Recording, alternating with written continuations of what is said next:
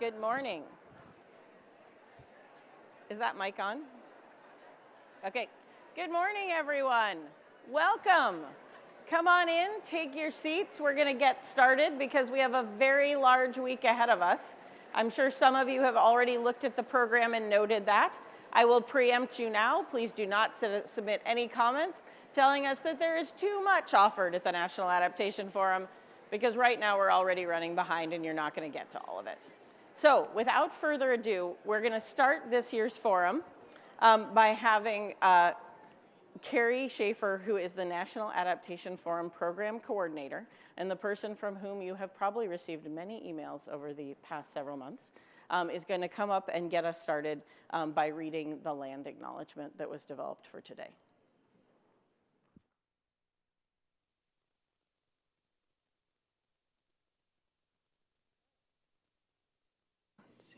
Can you all hear me? Yep, okay. Today we are gathered on the past, present, and future lands of the Dakota peoples. We are truly grateful to be able to convene here to learn, connect, and grow with one another this week. Land acknowledgements are understandably and rightly criticized at events like this. We know that they can often feel empty and performative. However, our hope today is to use this land acknowledgement to ground us in a moment of reflection, as a way to disrupt systems of power, and as a call to action. With those goals in mind, we share this acknowledgement in hopes of spurring introspection, conversation, and action in our non-Native Forum attendees, and offering support and gratitude to our Native Forum attendees. The Forum team acknowledges that we are living in, working on, and occupying tribal lands throughout Turtle Island, also referred to as the United States. This week, we convene in the city of St. Paul, which is located on the traditional, ancestral, and contemporary lands of Dakota peoples. The Dakota peoples have lived here and cared for these lands for thousands of years. Throughout the 19th century, Dakota lands were greatly reduced, including through the 1837 and 1851 land cession treaties. U.S. government officials used these treaties as an opportunity to benefit themselves, their friends, and their future progeny, while unfairly or never compensating the Dakota and Ojibwe for their lands. In 1862, a war broke out between members of the Dakota and the Minnesota and United States governments, which led to the forced internment and deaths of hundreds of Dakota people and the annulment of all existing treaties. In the years since, U.S. policies have continued to impact these communities through resource extraction, contamination of land and water, unequal access to power, decision-making and funding, and exclusion from land and culturally important sites, among many other impacts. We share this painful history to educate and to acknowledge the historical attempts to erase Dakota history and culture. Critically, we also want to recognize the inherent resilience of Dakota peoples and all Indigenous peoples, despite the historic and ongoing impacts of colonialism. Today, Dakota communities can be found across Minnesota, South Dakota, North Dakota, Nebraska, and into Canada. The present-day state of Minnesota, where we have all gathered here, also shares geography with 11 sovereign tribal nations. These nations are the Fond du Lac Band of Superior Chippewa, the Bois Forte Band of Chippewa, Grand Portage Band of Lake Superior Chippewa, Leech Lake Band of Ojibwe, White Earth Nation, Red Lake Nation, Mille Lacs Band of Ojibwe, Lower Sioux Indian Community, Prairie Island Indian Community, Shakopee Minnewakanton Sioux Community, Upper Sioux Community, as well as many other tribes who include Minnesota as part of their respective histories. As we gather here this week, we recognize that we must go beyond the words included in an acknowledgement. The Forum organizing team commits to upholding tribal sovereignty and self-determination and aims to support, prioritize, and uplift Native voices, goals, and work. The need for Native-led climate action is apparent in the face of the climate crisis, as tribal nations and communities face a disproportionate burden of climate risks while experiencing additional barriers to adapt and respond to climate change. Indigenous peoples globally have been instrumental in the ongoing protection of our planet and have contributed to impactful, innovative, and inclusive climate action. Their leadership is needed to advance climate action and sustainability, but Indigenous communities continue to be sidelined, decentered, or fully excluded from environmental decision-making. With all of this in mind, we now turn to our attendees. As a call to action to our participants, we encourage you to do the following over the course of this week. First, within the program, you will see a number of presentations focused on Native-led adaptation efforts. Attend some of these sessions, learn from, and engage with our colleagues doing this work. Second, our plenary speakers, Katy and Bazile, will discuss their approaches to centering Indigenous knowledges in climate adaptation work. Following their presentation, please take some time to reflect on what this may look like in your life. This may be further education or unlearning, inviting in uncomfortable feelings, letting yourself be challenged, embracing collectivism over individualism, or giving your colleagues the gift of your learnings. Please use your discretion in doing the work while not placing undue burdens on Indigenous folks in helping you in your journey of decolonization. Finally, we invite you all to further educate yourselves and consider donating to or supporting a local Native-led organization or business. In the event app, you will find a non-exhaustive set of resources focused on Minnesota's tribal history, Native-led adaptation work, and equitable engagement. In addition, we have included a list of local Native-led organizations and businesses that you can support, including our local partner, Wakan TP. As a sign of our support, EcoAdapt will match contributions to Wakan TP up to $1,000. We thank you for listening and ask that you keep these calls to action in mind as you move through this conference. Thanks.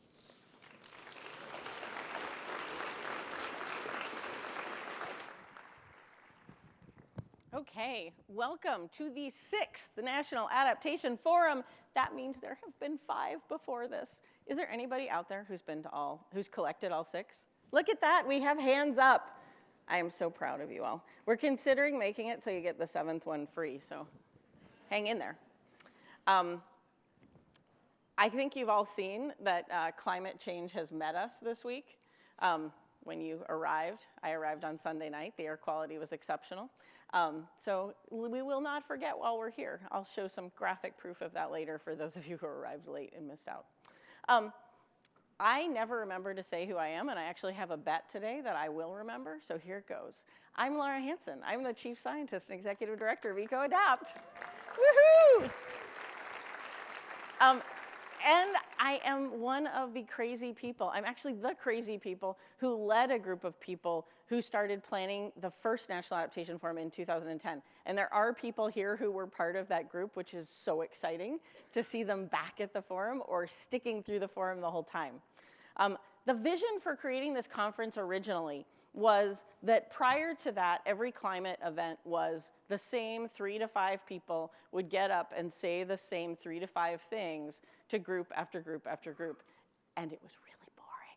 So there was this vision of, could we have a meeting where everyone gets to come and share what it is they're learning, because we realized that we needed to learn about adaptation much faster if we were gonna possibly keep up with the pace of what was going on in the world around us. And the sessions that you all proposed and the presentations that you're gonna make at the forum are the manifestation of that vision. So thank you all for making it here to do that, so that this is a more interesting conference than they used to be. So greatly appreciate that. I'm also super happy to have all the people who helped to make this happen, which is not only my team, who I would like to start by recognizing. Could all of the EcoAdapt team stand up who's in the room? Because a lot of my team is out there doing stuff. Stand up, wave your arms.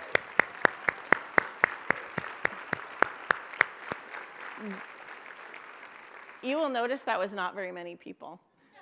We are a very small organization. We are a team of 7 people plus a fellow who put on the National Adaptation Forum, and truth be told, 98% of it is Carey. So whenever you see Carey, like, buy her a drink, give her a pat on the back, high fives, whatever. I'm also super happy that there are all of the people who provide the funds to make this event happen. That is a lot of sponsors. All of the sponsors, could you stand up or raise your arm so we can appreciate you for what you've all done?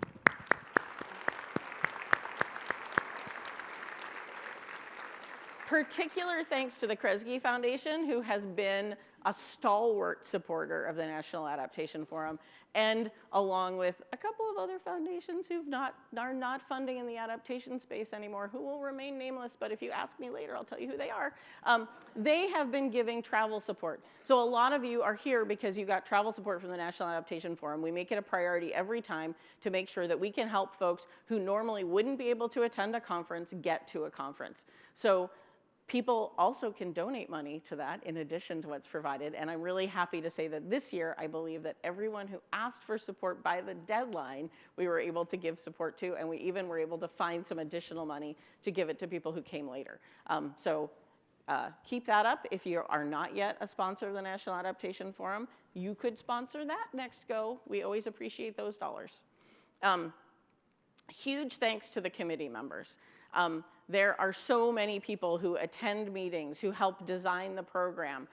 We had a group from the American Society of Adaptation Professionals actually help create a bunch of the special sessions, which were around topics that were prioritized by the larger teams. So could all of the committee members please stand up? Don't be shy. All of these folks, we are not recognizing them on their badges this year, so happy to do that. I also really want to thank and recognize the Delaney event management team, who we've been working with for the 2 past fora.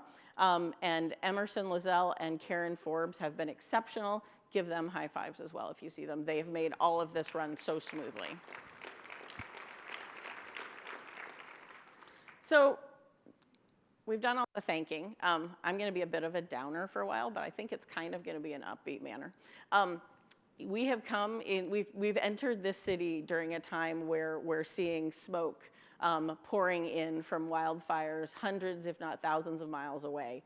I was talking to someone before the meeting, Jessica Hellman from the University of Minnesota, about how 10 years ago, that would not have been a projection that we thought about when we were planning for climate change in different communities. It wouldn't be you have to plan for smoke from far away, which is part of the rapidly moving space that we all work in.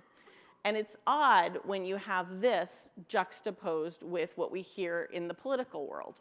How many of you have encountered someone or read a newspaper article that said that they don't think that climate change is happening, that they deny climate change? We have all heard this rhetoric.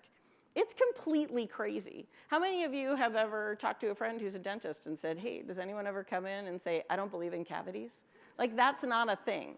Yet the face of climate change is right here in front of us. It is no less available. In fact, it's probably more visualizable than when you have a cavity. How many of you have ever looked in your mouth and seen your cavity? Probably none of you. So why do we believe that, but we don't believe this? What is it that makes our existence deniable? I find fascinating. And I realized recently that I have spent my entire career addressing this double existential crisis. I'm a person working on an imaginary problem that I can actually see changing life on Earth by relying heavily on a unique blend of cynicism and optimism as a solve to overcome climate anxiety in an effort to perpetuate positive change. However, recently I was confronted by a partner existential crisis, which is that I realized that there are a lot of people that are hoping that someone else is going to take care of this problem. So in the same week, I met with a student group who was indignant, and rightfully so, that those currently in power were not doing enough to address the climate crisis. They wanted that to be done. I'm sure that you have heard this. It is a common call to action.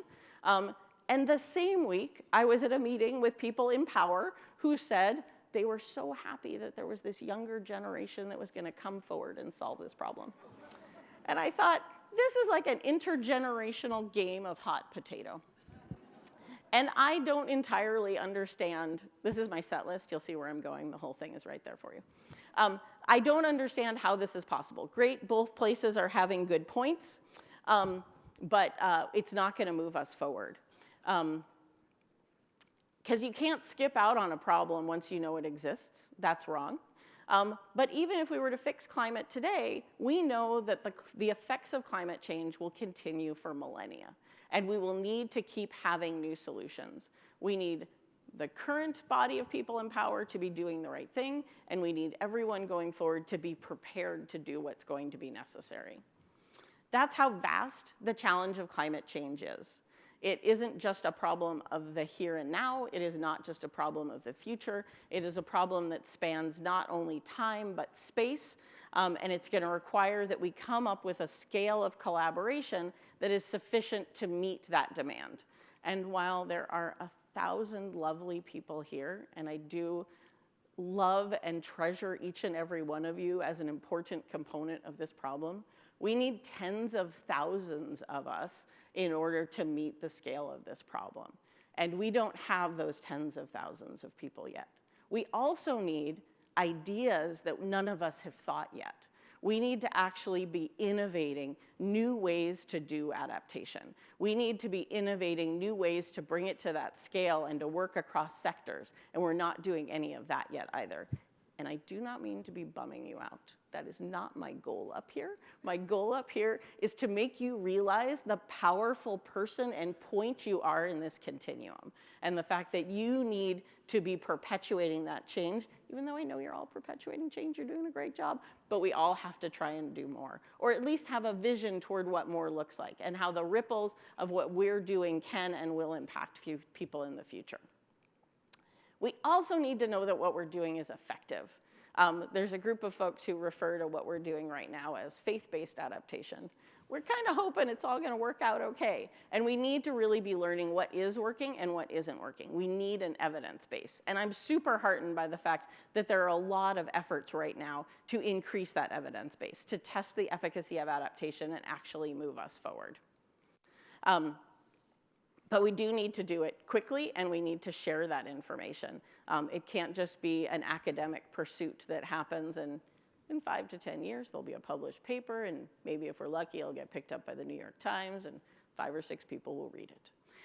We need more than that, which is why you're all here today to share information and share what you're learning and how you're learning it, so that we can all do a better job at adaptation, so that we can, in fact, be prepared for that future. I'm super excited that today's plenary is going to give us a few different perspectives on adaptation and where people are on their adaptation journey, including here in this region and very locally right here in St. Paul. And I'm very excited that we're going to start today with the mayor of St. Paul is here to share what they're up to, and Colin Wellenkamp is going to introduce the mayor.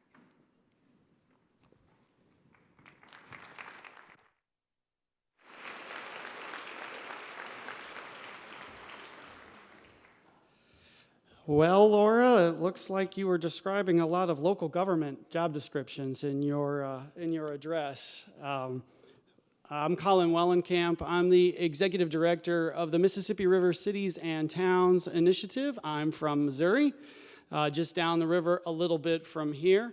And I have the honorable task and privilege of bringing up one of our very much rock star mayors on the Mississippi River. I represent 105 United States mayors down the entire 10-state length of the main stem waterway, from Bemidji, Minnesota to New Orleans, Louisiana.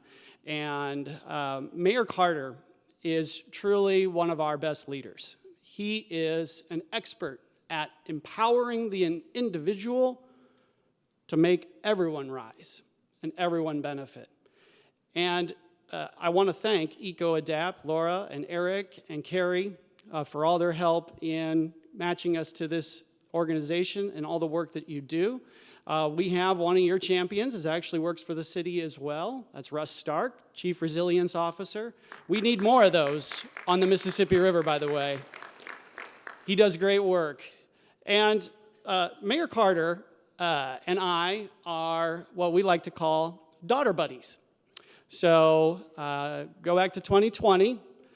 His daughter, who's 4, my daughter, who's 4, were born just a few days apart.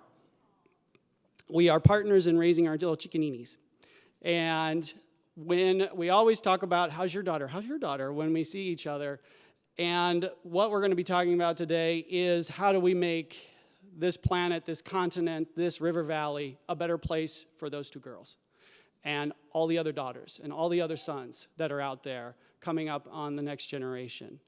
And you're going to hear about something that Mayor Carter is engaged in with all the other mayors of the Mississippi River. And we truly do have a rather ambitious plan. These are just some pictures, including Mayor Carter, of the things of mayors working up and down. Doesn't matter the party. It doesn't matter the political background. All that matters is finding solutions to helping our folk have a brighter future. We have a motto on the Mississippi. An ecologically healthy river is an economically robust river. And you can't have one without the other. And so it is my privilege to bring up one of our rock stars, like I said, Mayor Carter. He's the immediate past Minnesota State Chair of our association, and he is one of our inspiring mayors for now and into the future. Please welcome St. Paul's very own Mayor Melvin Carter.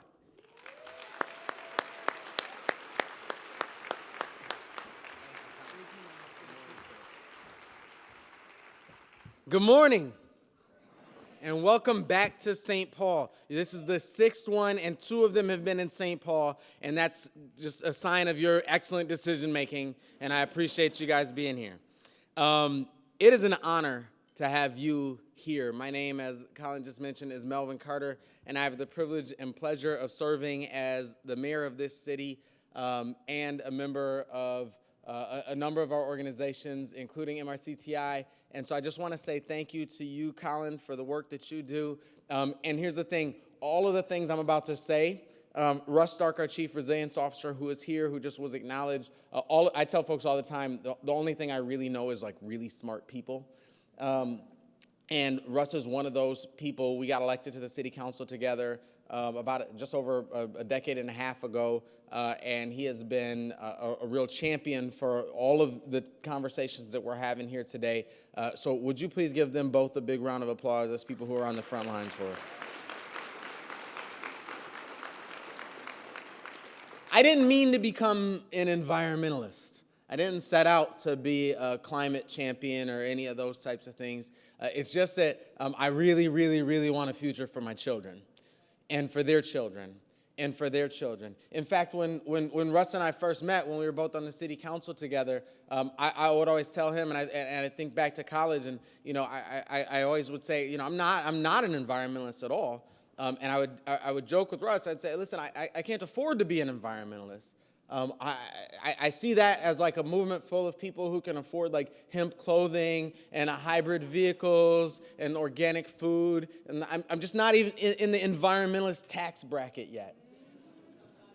And what I didn't understand, because when I was in college, I was sold an environmentalist movement that was about manatees, and there was about whales, and it was about a bunch of very, very important and holes in the ozone layer, a bunch of very, very important things that I couldn't really see and feel and touch myself. That you know what, if we can solve poverty, and if we can make sure all these families have housing, and if we can make sure all these families have food, then let's get to those things, because those things sound important as well.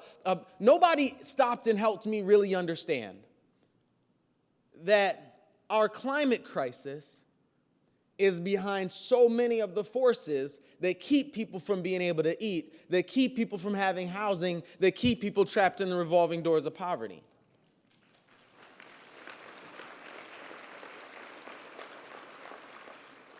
And so I come to just challenge us to always keep people front and center, keep the quality of life of community members front and center. And here's the thing, I've grown to an era where we do get to see, we do get to feel, we do get to recognize directly the impacts of climate crisis. I wish we weren't there in the ways that we are now.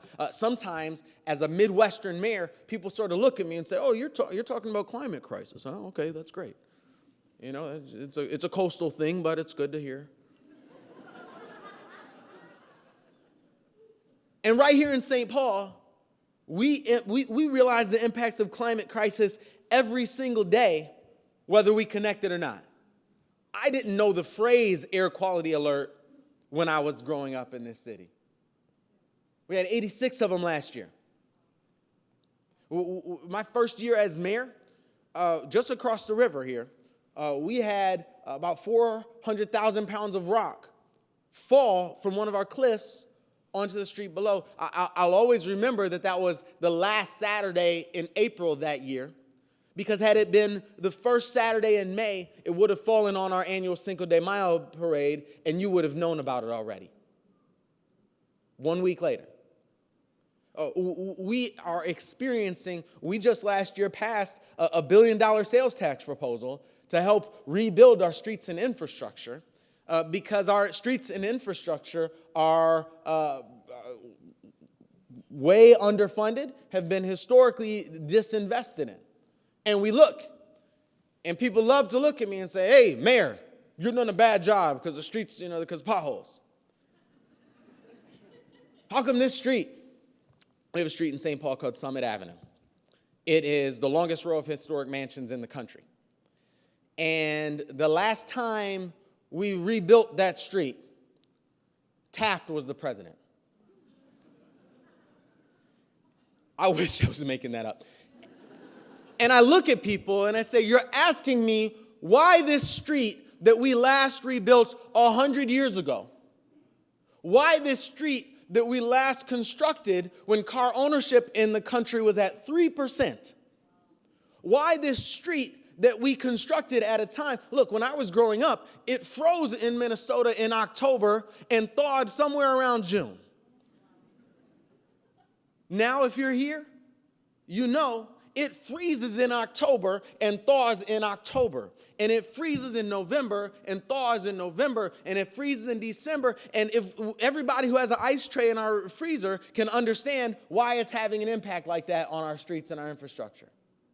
And so we're excited because the big sales tax proposal we passed gives us the opportunity not just to rebuild our streets, but to rethink our streets from a full kind of community-wide perspective, from a complete streets perspective, to make sure that we're not just putting down concrete. I keep telling folks, if we just pick up the old concrete and put concrete back down where we put it 100 years ago, our city will be prepared for a vibrant and thriving 1925. But that's not our goal. So we're excited about some of the work that we're doing, and we have to understand that when we see the Mississippi River flooding more than it's ever flooded before, when we have warmer winters than we've ever had before, and people love to say, oh, but look at this big, huge snowfall. It's not warming. There was that one huge snowfall. And I love, listen, again, when I was a kid, it snowed on Monday and Tuesday and Wednesday and Thursday and Friday and Saturday and Sunday and Monday. It wasn't 70 on Monday and 70 on Tuesday and 70 on Wednesday and then 10 inches of snow on Thursday. That's not normal. That's crisis. That's something changing, and that's something impacting us, and we have to stand up and respond to it, and we are. I'm excited about the work that we're doing. We're focusing a lot of our local climate action efforts on reducing our greenhouse gas emissions. We do so with a focus on ensuring that our residents most vulnerable to the impacts of climate change directly benefit. Thank you.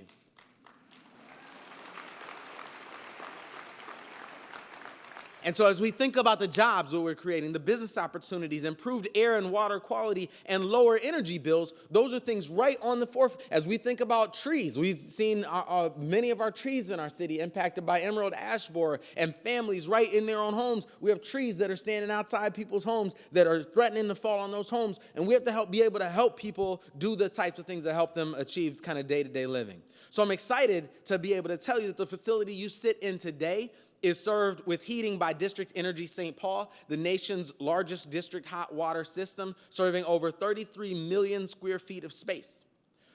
We're working with District Energy right now on a project that would largely decarbonize downtown St. Paul by utilizing waste heat from our Metro wastewater treatment plant, eliminating greenhouse gas and other emissions in the process.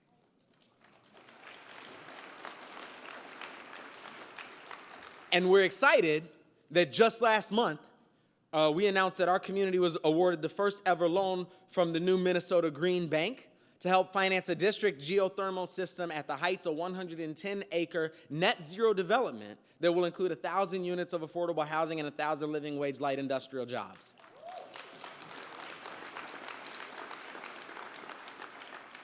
We're investing in geothermal heating and cooling at 2 buildings at our Como Zoo and Conservatory, a new community center in our north end, and a brand new fire station on our east side that will be completed next year. So we're going all in where geothermal is concerned, and we're going all in to demonstrate that we can have a new approach. Colin mentioned to you that I'm here not just only as the mayor of St. Paul, but I'm here also joining as a mayor of this great Mississippi River city. Quick quiz. Does anybody have any guesses? What American city has the most frontage on the Mississippi River? Any guesses? Just shout it out. Come on, shout it louder. St. Paul, that's right. So welcome to the home of the Mississippi River. We take seriously our work that our job is to send the Mississippi River in good shape to the entire rest of the country, and that's important to us. And so I'm also representing 104 cities along the length of the river, from Bemidji, Minnesota, to New Orleans, Louisiana, who are all together as part of the Mississippi River Cities and Towns Initiative. Although resilience and adaptation city by city is crucial to reduce risk locally, we have to scale up our work to a regional approach that includes areas outside our cities. So the 10-state Mississippi River Corridor is the linchpin and central connector for the larger Mississippi River Basin. This basin produces and transports, the river transports over 90% of U.S. grain supply and over 40% of total U.S. agricultural output. 1 in 12 people on earth consume commodities produced in the Mississippi River Basin.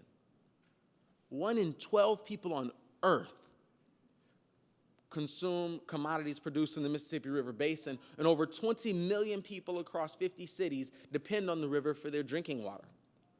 All this and more is what's at stake.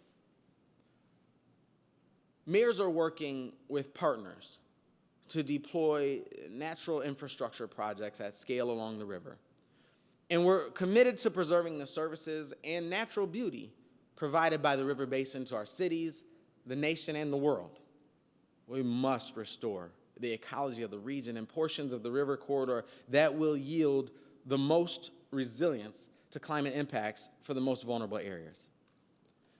I'm proud to be one of the mayors all up and down the river who are partnering with Global Conservation Authority Ducks Unlimited as the primary delivery partner in this critical work. Mayors and the Ducks Unlimited team have assembled a pipeline of projects comprised of 100,000 acres of the natural infrastructure that will directly impact 10 states and 45 cities that will all benefit communities all along the Mississippi River. Projects are concentrated in the mid-continent confluence zones, and these zones include some of the most vulnerable communities and most vital ports. We invite you to join all of us in this work. It'll only be successful if we can pursue it at scale. MRCTI and Ducks Unlimited have already secured $22 million in Jobs Act and IRA funding, but we're just getting started. I want to leave you with this thought. A few years ago, Russ and I were working on an application to Bloomberg Philanthropies for their climate impact grant. And we were putting together this plan to say, here's what all of our plans are. And as we had the whole thing kind of compiled, you know, Russ looked at me and said, it'd be nice to have like a moonshot goal, like something, you know, we've got all these realistic things in this grant. But what if we identified something like big? What if we identified something that we may not be able to get done, that'd be like this moonshot, but that can demonstrate to them that we're thinking big here in St. Paul. You know, I tell folks as mayor, 80% of my job is just to tell people think bigger, right? And sometimes we fall into the trap of what I think of as sort of taking baby steps in the general direction of our dreams, as opposed to really setting big goals and going and getting them. And we came up with this idea, I get to say we a lot as mayor. We worked really hard. We wrote this grant proposal. I get to say we sometimes and just be talking about work that is entirely done by other people. And so when I say we sometimes, I really mean everybody but me.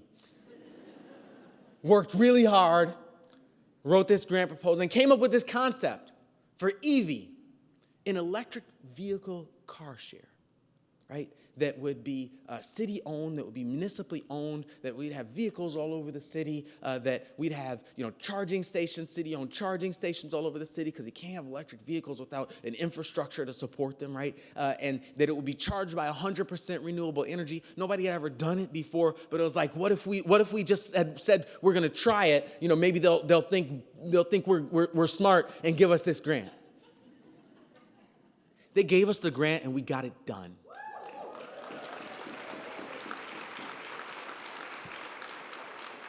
I say that just to tell you two things. I gave a commencement address this past weekend, and one of the things that I realized in writing this commencement address is all of the things I'm proudest of that we've accomplished as mayor. Every single thing I'm proudest of that we've accomplished as mayor. The biggest thing that we get criticized, we get critics, people tweet against us on the internet. That's not our biggest challenge. Sometimes when we build some new support to help people, St. Paul is the first city to use public funding for a guaranteed income pilot. And sometimes our staff goes to folks and we tell them, we're a city one of my signature initiatives is college savings accounts. We start every child born in this city with $50 in a college savings account. And sometimes when our staff shows up to folks or calls folks and say, hey, listen, we already put money aside for college for your child. Or hey, listen, you qualify for this city program that will provide your low-income family with up to $500 a month for 2 years with no questions asked, no conditions. People look at us and think it's a scam. And it's crazy to me that in our mental framework, based on our lived experience, a scam is more realistic than a government program that actually trusts me and is designed to benefit my life. But winning their belief isn't even our biggest challenge. Our biggest challenge is all of the things I'm proudest of that we've done in this city since I've been mayor are things that started out as a conceptual impossibility in my own brain.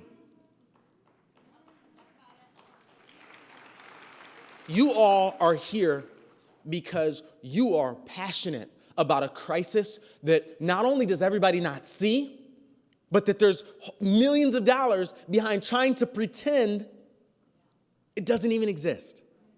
You all are here because every time you turn on CNN, there's some new article or some new study or some new report that the impacts of climate crisis are bigger and more immediate and more damaging and more threatening than we even thought it was yesterday. And you're here to change the world.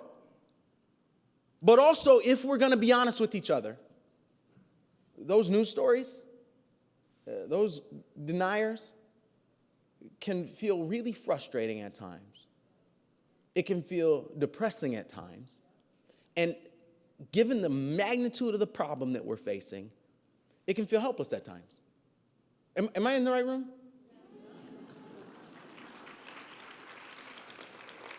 And I just wanted you to know that when you go out of here and you see a vehicle that just says EV on it, or you see a charging station that says EV on it, that what you see is something that the mayor was really sure was impossible, manifested. And I just want you to remember that next time you sit down at your desk and think about that big, incredible, but impossible thing that you've had in the back of your mind. I want you to remember, our world around us is full of things that someone once knew was impossible. And what we owe to our children is the opportunity to pass them a future that isn't limited by our own mental capacity to imagine. The final reason I told you about that EV car share is because no matter where you're from, no matter where you came to this conference from, you have transportation to get out and about and spend money in this city.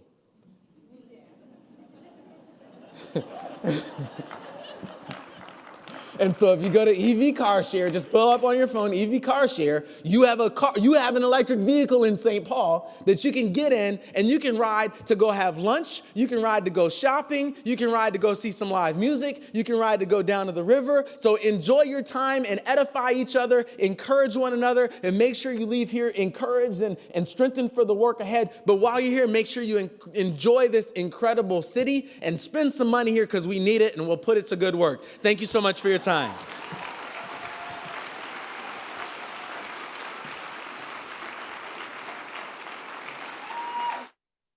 And talk with you more. I appreciate that. Thank you.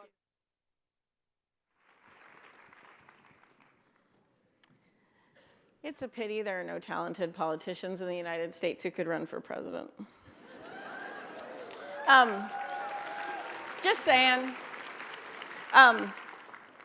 Okay, thank you so much, Mayor Carter. That was great. I am thrilled with what St. Paul is doing. Okay, on to our plenary discussion, which I'm really excited about. This year's plenary session was organized in partnership with the Midwest Climate Adaptation Science Center. For those of you who are not familiar with the Climate Adaptation Science Centers, they're an excellent resource. You can get climate information from them, local climate data, partner with experts, leverage those things for your benefit. We encourage you to, and this is part of their Innovation and Adaptation Speaker Series. We encourage you to check out the rest of that programming. There's a lot of great stuff that's been going on and is yet to come. Today we're going to hear from Bazile, Panek, and Katy Bresette. Bazile is the founder and CEO of Good Sky Guidance, a consulting firm specializing in use of indigenous knowledges in environmental initiatives and advising institutions on respectful tribal community engagement. His roots come from the Red Cliff Band of Lake Superior, Ojibwe.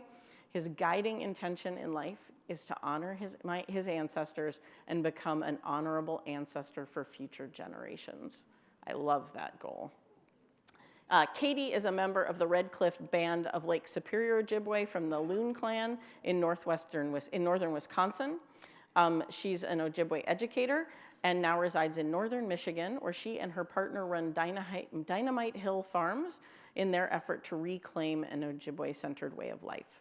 Their presentation is to help us understand relationships and trust with Indigenous peoples, including laying the foundation, building, and strengthening those relationships.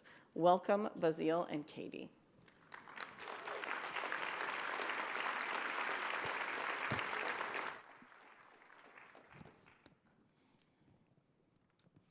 All right, we're gonna double check mics. Can everyone hear me? Bonjour, Ziigwanikwe. And you're good over there, Bazile? Yep, okay. For sure. Hey, bonjour, hello everyone. It's great to be here.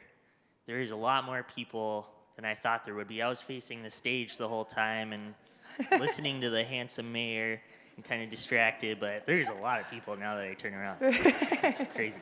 Awesome. So, bonjour, hello everyone. That's the Ojibwe word for hello. I'm Ojibwe. We're both Ojibwe from the same tribe. It's an honor to be here. Miigwech to the conference organizers for inviting us to speak with you all today. So, Minogi Jagabo Indigo, Gamasquabi Kang and Dunjba, Megazi and Dodame. Niwiwanish Kwetagos, I'm going to humbly interrupt and speak. My name is Bazile Panek, the founder and CEO of Good Sky Guidance. Awesome projects that I get to work on, engaging with indigenous knowledges and respectful engagement with tribal communities. I also get to work with the Institute for Tribal Environmental Professionals on the upcoming Status of Tribes and Climate Change report. There's some awesome co-authors in the room here, so thanks to them. I also get to work on some prescribed fire, controlled fire stuff with UW Platteville and a NSF-funded fire plan. And then there's a few other things too. But yeah, I'm busy, and it's super fun to be so busy and work on some awesome projects. So miigwech, thank you. I'd like to allow Katy to share a story with us to get us grounded in this space as we discuss indigenous knowledges and tribal communities. Miigwech. Bonjour, Ziigwanikwe. So, mangito tay miskabi kanga dunjiba. Kunse ben nim baba ben shnabi when a kazo ben ninsa Ziigwanikwe zan dishnikas. Oda ema range baya, misa ema Oente nisero tamang mi yo on schnabe nadaziven on ojibwe nadaziven me ashitwawen mi yo o an nishnabe mo in gaye na wende me go to in damen no ma ya young the business the me gi no angusha like Bazile had said. I wasn't expecting this much. We've done this before, but there was like 20 of you guys out there, not this many. So it's fun. It's interesting. It's really exciting for us. That is my introduction, and I'm not going to translate everything fully for you right now, and I'm going to go into a story. So I'm a teacher by trade, right? And we, especially when we do a lot of this work, we tend to, we're good Ojibways. We like to speak and we like to engage and we like to change the conversations, right? But in order to change what we're talking about, maybe we have to change how we talk too. And so I'm gonna go into our story right now, and then I will do a bit of a translating and we'll get along with this presentation. So I do have a piece of paper here, and I don't know about the rest of y'all, but I was born and raised on stories. This one here is specifically a story that is from the Debajimoen series that comes out of the Glyphwick. We do have a page, it's one of our first ones up here, that, and in our PowerPoint and a link with it. This is a story told by Nancy Jones. Ogima Wigone Beak. I don't want to say her name wrong. And this is the English translation. I was going to read y'all the Ojibwe first and make you really struggle for it, but I didn't. So you're welcome. So listen carefully, relax, put your computers down. You don't have to take your notes right now. Here we go. Okay then, now again I shall talk about these trees. What we call them, these ones, there are many pine trees here where we live, here in Nigagonsiminikanik. Perhaps you probably call them differently. This is why I say this. Everybody has different teachings, the way they were raised. This is what I am using, the way they taught me. Those elders that raised me, perhaps differently. Someone different may say it another way. Now this tree with needles, the one they call white spruce, oops, I just remembered. That's what it's called. First, I need to talk about this. All these trees we see in the bush have Indian names. Nanabush gave them all Indian names when he made the earth. And that is what I tell them, all the people. It's very sacred when someone has a spirit name. That is why we were given Anishinaabe names. The Spirit gave these to us. The Spirit gave us these names so we can carry them in a sacred manner. That is why they were so sacred, highly honored. That's why. That is how one receives good life when they take care or honor their name. That is what my late grandmother told me. If you think about those trees, they all have spirit names. That is why you have a spirit name. This is what my grandmother told me. This is what Nana Boozhoo did. He gave all the trees the names. That is the white spruce. That was named. There are lots of uses for that white spruce. So that white spruce, he was asked, how are you going to help the Anishinaabe when they get here? Oh, there's a lot they can use me for, he said. They might even make medicines out of me. They can use my treeness and my needles. Spruce, apparently, is what he's called in English. When one here uses the English language, that's what those Canadians call him anyway. And I have this one teaching. One of the ways I use that white spruce is when that moose is killed. Using white spruce, I shrink it. I turn it inside out, and a certain part of that intestine that we use. And then I heat up the intestine. I make fire, and then I put that spruce there. Then on top of that smoky spruce, I put the moose intestine in, and it shrinks. Ooh, does it ever taste good when you do it that way. And then there's this next one, the cedar tree. That one was another one that was asked, how will you help the Anishinaabe? Nana Boozhoo asked. Oh, there are lots of ways I can help the Anishinaabe, he said. When somebody has a child, when a couple has a child, they'll use my wood to make the cradle board, he said. I'll give them all the love that I have to offer the child. I'll bestow many visions onto him for the duration that he's in that cradle board. And he shall dream too. The child will have healthy bones and have a straight spine, strong and straight bones, just be totally healthy if they use that board, that cedar. I have many uses I can give them when they want to make medicine from me being a tree. When someone is making a canoe, that is one use that will be used to make the strips of cedar on the bottom when someone makes it. They can make a cedar bark covering for their shelter when they want to stay warm during the winter. That is one. That cedar bark will be utilized. You can use it for roof coverings. And also the trees, it will make other things like rice knockers. That is how it was said. This is where it will come from. And there are many ways the Anishinaabe will be helped by me. Next, I will talk about that jack pine. I will also help that whom they call the jack pine. Perhaps it is what he is called. Oh, me too. I can help the Anishinaabe. Me too. I have medicine that the Anishinaabe will be used.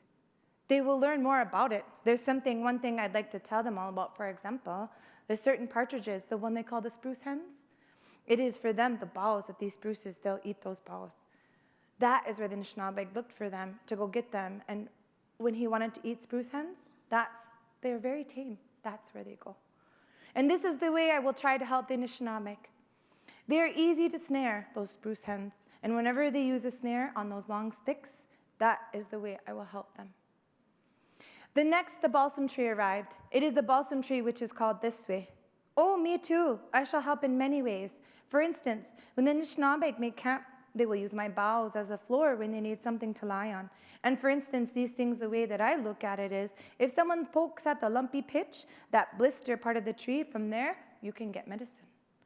There's a reason why I look like this when the tree has all its sticky pitch. There are many uses for this. They will use this for flooring and the others when they begin to make medicines, and they will have the dreams as to how to use this. The Anishinaabe when they arrive. And there's another one, that next one, the white pine, the one they call white pine. That's what they named it. I did not hear many uses for this tree. However, it burns very well when used for firewood. And then the next one, he is like the others too. He too is medicinal. All the trees that grow here, they are all medicinal. It's only someone who will come to know how a person utilizes these trees, how it would be used. This is what I was told when I was being instructed in something. You will live and you will learn. Now look at this red pine. It is the same one when I used to see that tree. When they used to split it up in little pieces, they would saw it up. We used to make playthings out of it when we were children. This is what we did. We'd bend the needles to make little snowshoes, just like when a child's at play. Then another one spoke up, me too, I carry medicine.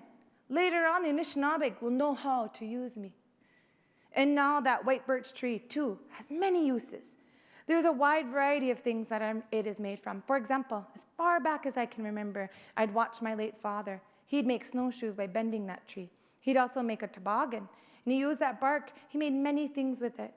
Folding the birch bark basket, it was said, and the Anishinaabe, when they needed something for roofing, I don't remember what's it called, Ziigwanikwe, when they sew those birch barks together. That is what one would use for roofing material long ago. Even nowadays, whenever one wants a roof, that's the birch tree that I'm talking about. And now for that poplar tree. The poplar tree is probably the name of it, I think. He spoke up.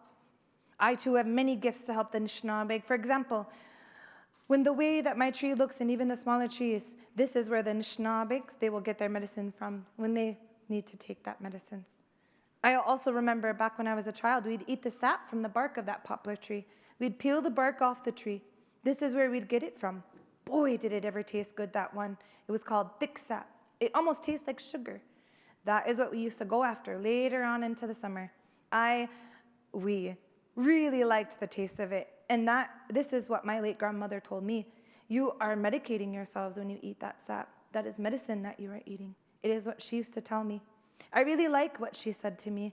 I would hang out in the woods eating the sap out of the trees. There are so many uses for that poplar tree. And then there is the big tooth aspen. I don't remember hearing any use for that one. I do remember hearing something about the old-time Anishinaabe. It was when spring was approaching. Everyone would wait for the birch bark to be ready to be peeled so they could make their things out of the bark. There was this one lady, my aunt, who's now deceased, that told me this. You should study the big tooth aspen.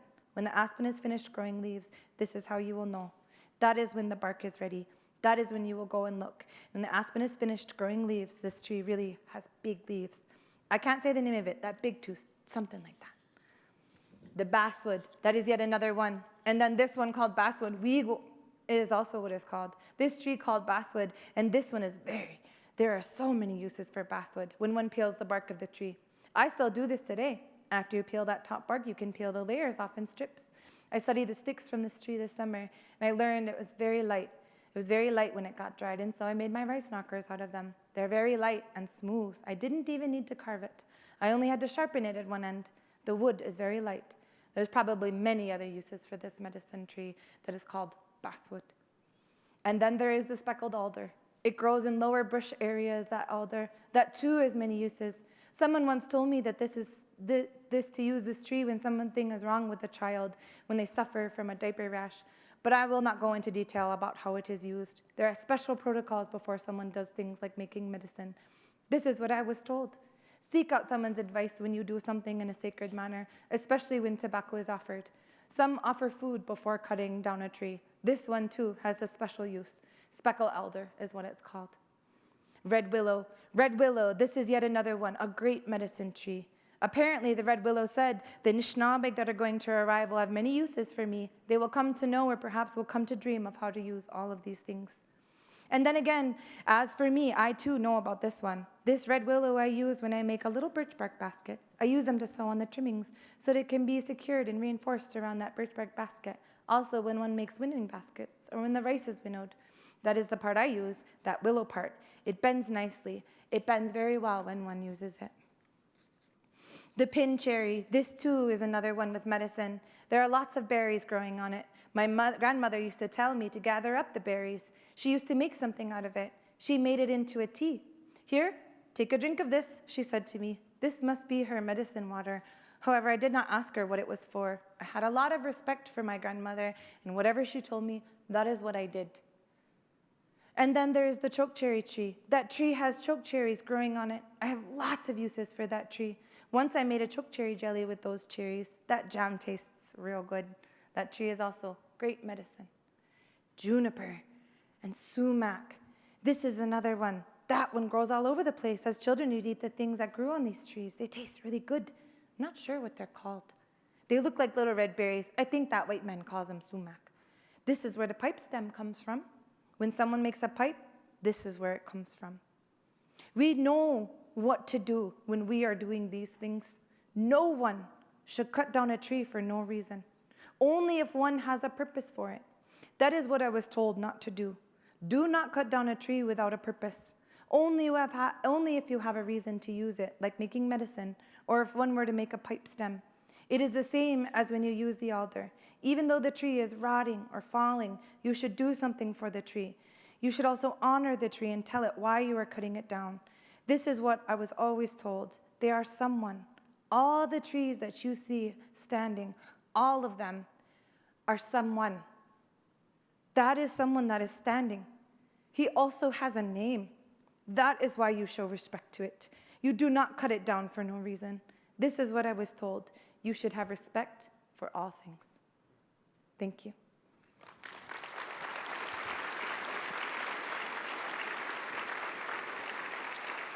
So I was really fortunate in a lot of the stuff that I was raised to do. In Ogimawigonebik, Sierra is trying to read her name, that's why I pronounce it all silly. Miigwech Ogimawigonebik for sharing that story. This is published, like we said, this is Nancy Jones here.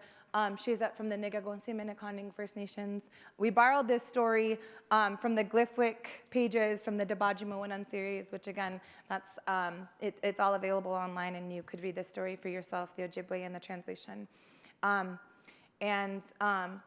What's really interesting about the story specifically is Ogimawigonebik is actually the woman who taught me how to use Wigo, right? Like I read this story and I remember she wrote this story down, and they wrote this story years and years and years ago, but I remember learning how to use that Wigo, that basswood, those fibers, and doing those strips. She's the one who taught that to me, and not from this book, right? Sitting next to me as a young woman, new mom. Come here, little girl, come here, sit down here. I'm gonna teach you how this works, right? So I'm gonna backtrack just a hair and translate for you all of that Ojibwe I used before I stepped in, and give you a bit of a place. So a long time ago, I was told by one of my teachers, a long time ago, our introductions would last an hour, right? It could last days, right? And our introductions were very important. Who I am as an Anishinaabe person is very important, because without you all understanding me contextually, how can any of the words that I bring to you actually make sense, right? When I told you a story, it's not my story. Nothing, all the words that I use, all the things that I've learned, everything that I've brought to this stage and in these moments, I received somewhere else, right? even if it was from that basswood person, that white pine person, the nations of maple that feed my family, right? I have always received this language, received these thoughts. I am not a singular human who is then able to just pull this out of nowhere. And that context is very important, right? As an Anishinaabe, it is important for you all to know that we are community members, right? Like we're from the same place. We're from the Red Cliff Band, right? But that also you should know, I'm from the Apostle Islands, right? That's different. When I say Red Cliff, that's one thing. But if I tell you all I am from the Apostle Islands, what changes, right? Oh, you see it. Do you see them? Do you see the water, right? And the cliffs? Do you know those images? Would it help you then to realize that as a little girl, I literally learned how to walk on a cliffside, right? I didn't learn how to swim on a beach. We don't have beaches in Red Cliff. We have cliffs. I learned how to dive. I thought dinosaurs were real because sturgeon actually just swim underneath you when you're 5. It's amazing, right? And so that context is necessary. It's necessary for you to know that my father was Walt Bresette. He was a man who was known and renowned for his work here in this whole region, right?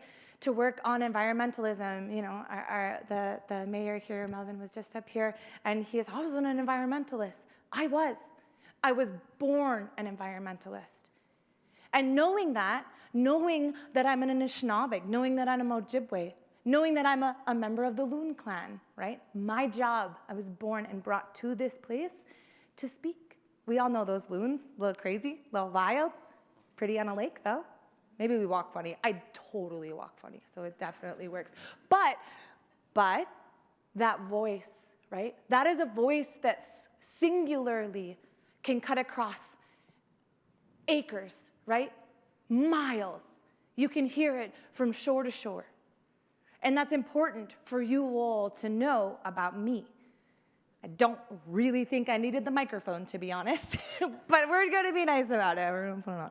So it's that kind of context, that kind of conversation, those ideas of introductions, all of that, knowing that Ogimagonebik, that woman alone, taught me how to do my wigup, that story came from her. That those stories, those words, every childhood memory I have comes with words such as those. I understand, long before, what was it, last year, 4 years ago, scientists finally figured out that trees talk to each other. Yeah, saw a meme from a buddy of ours just the other day, and it's one of those, all natives, : duh. Right? That context gives you, just in our introduction, just in this moment, just right now, the opportunity to see me a little more clearly and to hear all of these words a bit more. With that piece of it, I think we'll move over into it. So the reason why I wanted to give you some of that, the reason why we wanted to give you some stories, the reason why, right, change those words, change those conversations, is because we're going to have a lot to talk to you about. And one of the first things and the foundational pieces is this idea of worldview and changing our minds, changing our views, changing these thoughts. I'm going to step back and let Bazile jump in on this one. Language, Katy. Appreciate that. Title of our presentation today is Building and Strengthening Relationships with Indigenous Peoples. What we're here to share a little bit about is that your engagement with Indigenous people should no longer be just partnerships. It's pretty surface level. We need to make these connections deeper into relationships, into reciprocity, into you coming to our communities and having coffee with our elders. So we're redefining partnerships into relationships, and I think my question to you is, why should we do so? Right.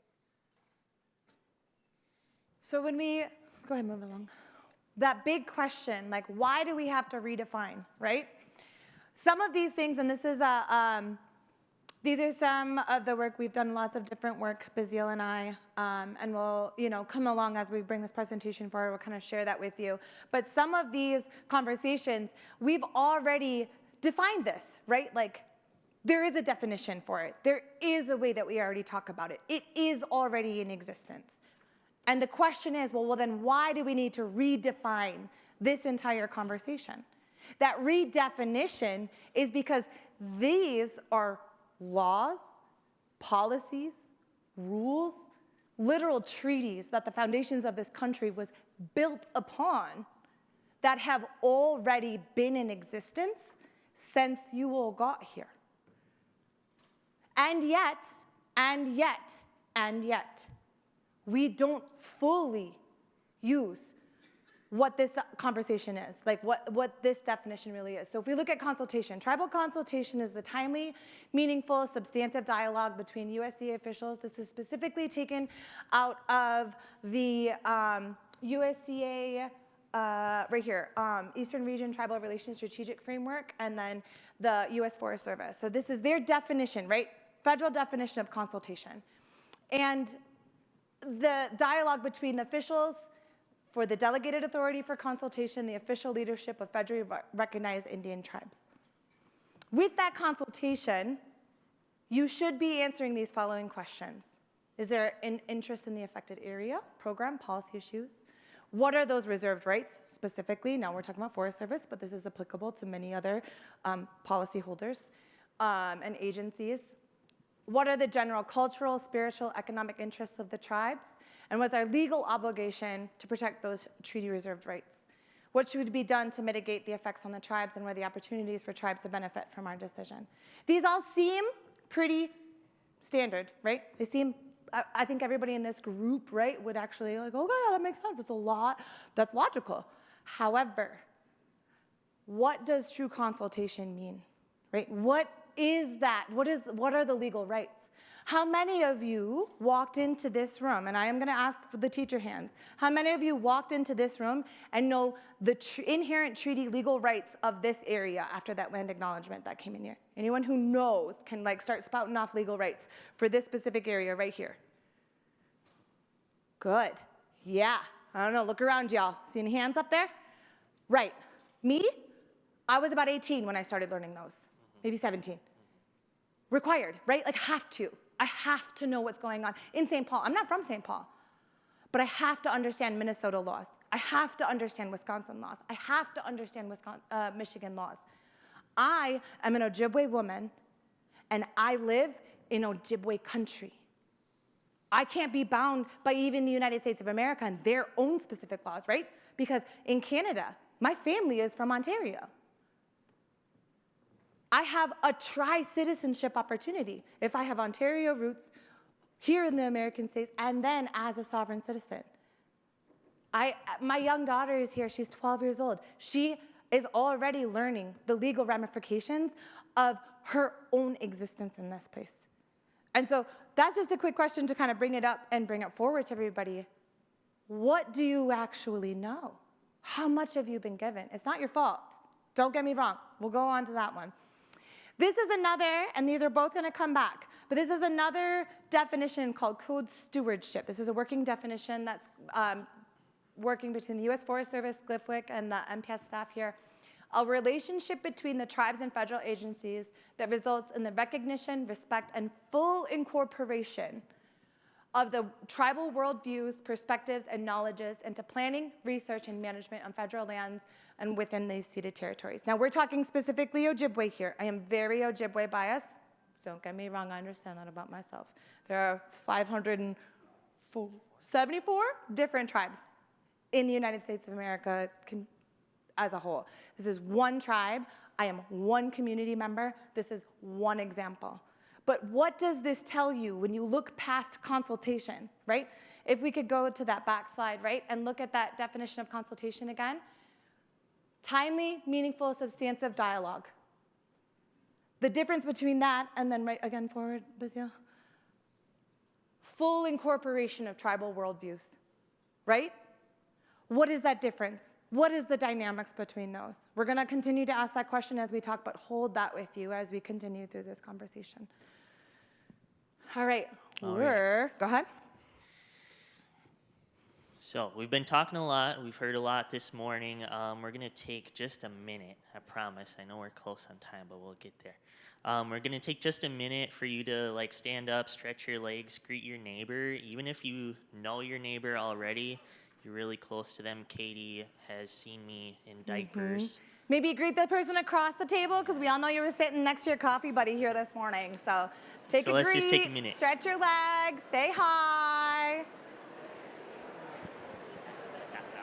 Okay, come on up. Maybe like half hour, 4. No, we're okay. I was just looking at the clock. Yeah, for sure. I like the movie.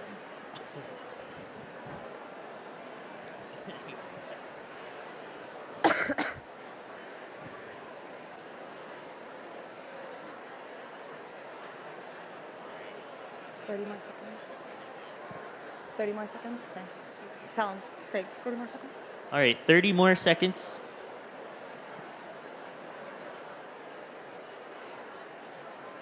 All right, and then call them back in, and then do the things, and then we'll walk to the separate ones and walk in. Okay? Do you want me to popcorn question them? No, it's too many big. Was not expecting 700 people. No, I was expecting 700 people. All right, call them in. All right, everybody. Let's sit back down. Sounds pretty wild. That's cool. I know, right? Here's so many Everyone wanted people. to chat. Great Stretch conversations. it out, everyone. One arm this way, other this way. All right, Get stretch over everybody. there. I see you, table. Oh, some yoga. Yeah. Nice stretch. Nice. That's not her. She was like, yeah, all the way there. Yeah. Where's that at? Right over here. Oh, okay. Okay, I see. All right. Ready? I'm going to do it. All right, everyone, bring it back in. Come have a seat. I know you don't want to sit down. Everyone's visiting so nicely. Come on in. I know. We'll have recess soon, I promise. Yeah, Miigwech Katy's the teacher here, can you tell? obviously, so you can do a better job. Awesome. So I'm going to ask you a few questions. I'm looking for some nods if I can see you. Maybe a hand. Or some hands. What happened? I'll kind of ask you a few things. Maybe there was a firm handshake. Was there like a firm handshake? Yeah. I see Yeah. some nods. Good handshakes. All right.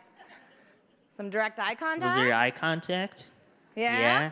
Hey. Staring into your soul? Yeah. Maybe a little bit. A firm handshake. Good one. What was the question that was asked?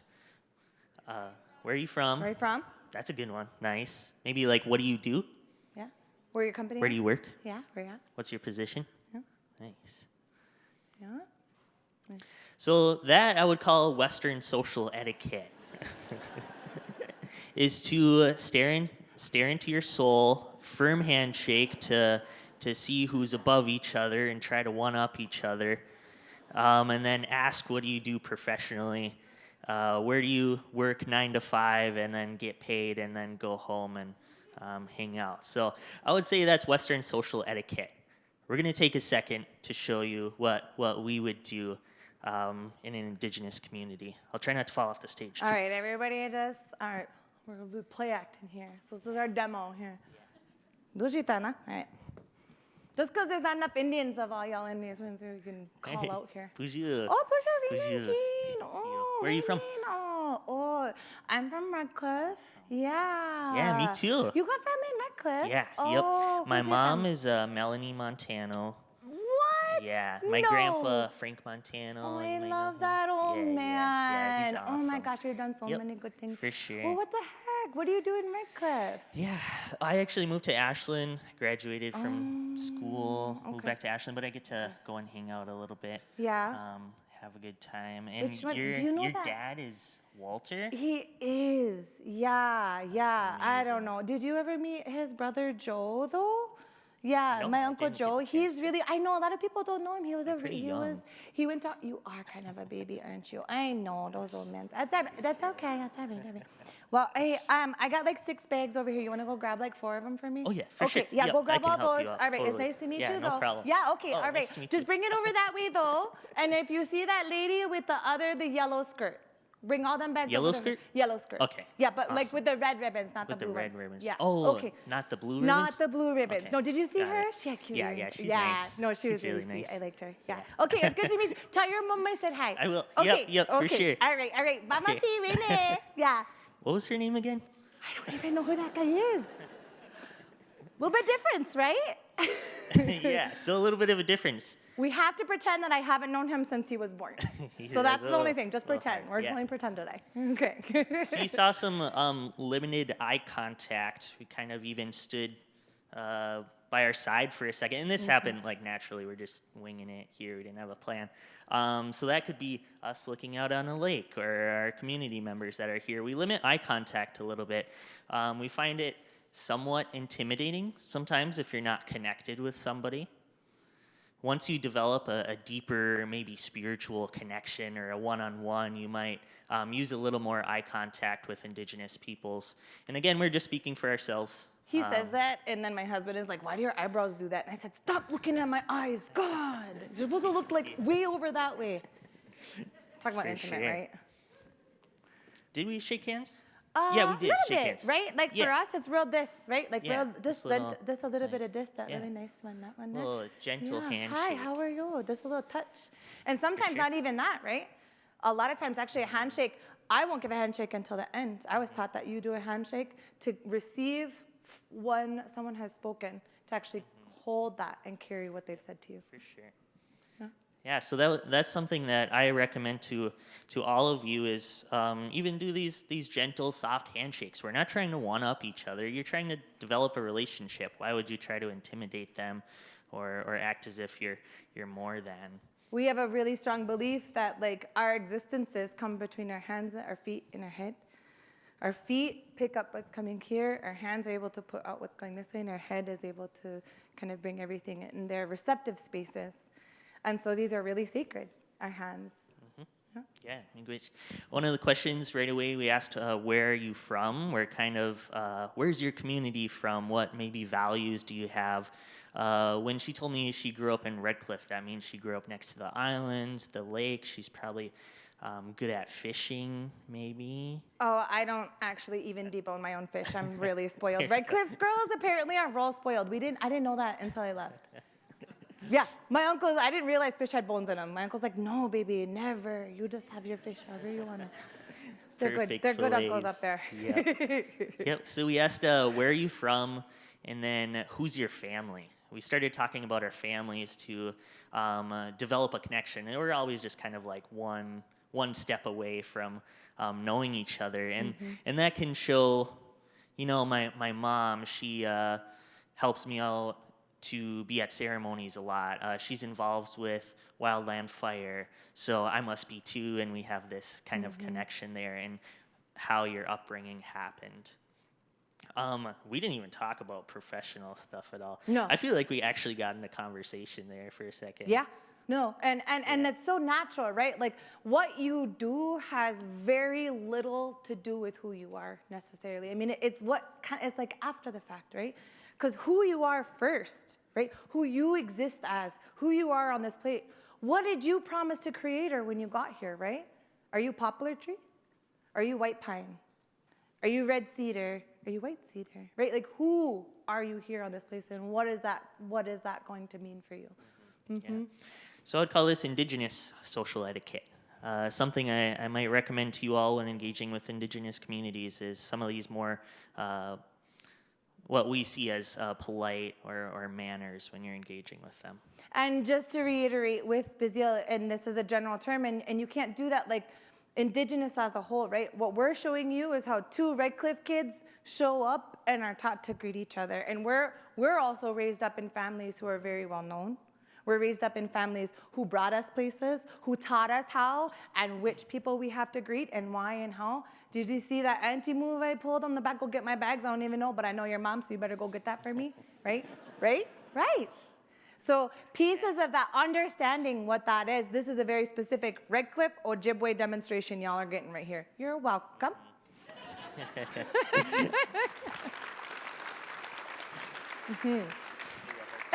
Yeah, right? Awesome. So, okay. as we're moving that forward, Next one is, what do you do versus who are you, right? Like that's this big question. And we're coming at you with some of these bullets. You're not even shaking our hands right, you guys. How in the world are you supposed to understand what comes after that, right? It seems very simple. It seems like it's just a handshake. But what comes along with that then, if you're not even able to understand the differences in those greetings, those first initial places, that I physically believe in the strength that comes out, that my soul itself will transfer with you in our hands, right? If you don't know that about me, how are you supposed to even come up and tell me that you did your homework, right? That you learned the legal requirements for the tribal responsibilities here in St. Paul before you got in, right? We saw all the hands that got raised. It was fine. Yeah. It's too easy for all of us to check that box, right? I saw her. I met with her.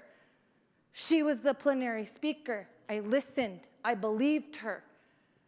But what goes beyond that box checking mark? How can you listen to me if you check your box and then move along, right? How do you know how to even involve me early on in that process? That's one of our next ones right in there. What does that mean, early on in the process? When you're thinking about starting a committee to ask this question, did you ask an Indigenous person? To start from that, because 9 times out of 10, we're asked after the committee's been formed, after everybody's been brought in, after the conversation, do you even know what questions to ask? Probably not. It's usually not. And then again, this is another one of those things, those bullet points we wanted to put at the end just to reiterate. You are getting a story from 2 Red Cliff kids who I'm pretty sure we grew up about a half an hour ago when everybody's like, you want to go on this really big stage to talk to all these folks? And that's different. It's so different.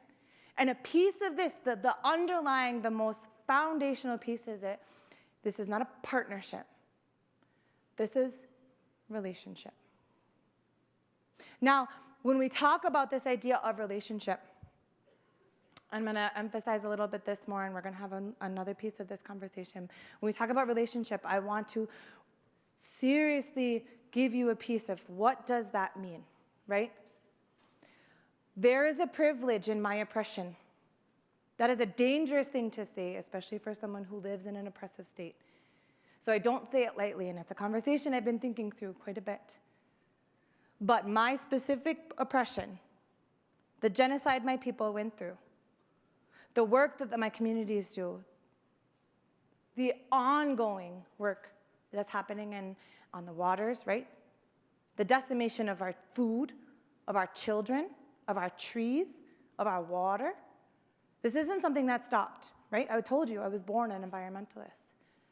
But the privilege that came in there is I was born Ojibwe. We were born with grandfathers, grandmothers, aunties, uncles, parents, cousins, people who were born and raised, and literal mineral makeup of their blood comes from this place. I have ceremonies. I have songs. I will walk into any given room and I can tell you my clan, my name, where I come from, who I am. I've never not belonged. I have a relationship. This young man literally is our good son. His mother and I are best friends, and she raised him so I could raise him, so we could be in relationship together, right? I learned how to be in relationship even when I was getting beaten, even when I was getting neglected, even when I was lost, even when I was drinking city water. Y'all, I don't drink city water. I'm so sorry, but that is crazy. Y'all, so many chemicals, so many chemicals. Every day, you put that into your body, not even realizing that you have relationship with water. With water. Those stories that we shared with you, with Nancy, with that Ogimagunebek, what she was telling you, those trees came here for you. That word Anishinaabe for us, that doesn't mean Ojibwe. It means the people. The people. Now, we generally use it now as a term to inform of indigeneity, right? As Ojibwe people specifically, we use that word to say Anishinaabe, those original people. But all over this room are people who came from somewhere.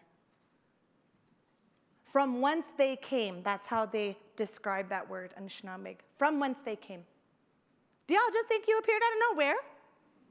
This is history with aliens. What is that? Abduction, aliens, right? Y'all just get dropped off here? I mean, right? That's not how it happened, right? From whence you came. What does that mean? And what was that old lady saying when those first words, when they were talking about them trees? What does that mean, right? What is that privilege? What is that oppression? Next one up for slides. You, my guy, yeah? Yep.